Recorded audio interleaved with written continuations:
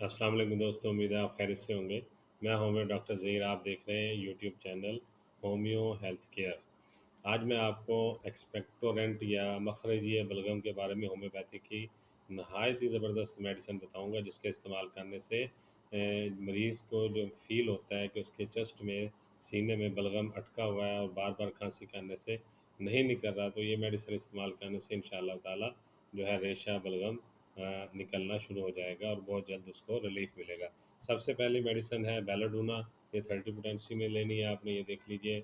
दूसरी मेडिसिन है कास्टिकम, ये भी 30 पोटेंसी में लेनी है, ये देख लीजिए।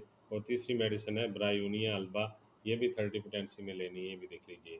इन तीनों को आपस में मिला के 10 कतरे सुबह, 10 दोपहर और 10 शाम इस्तेमाल करवाएंगे तो ये बहुत ही ज़बरदस्त मखरजी बलगम या एक्सपेक्टोरेंट मेडिसिन है।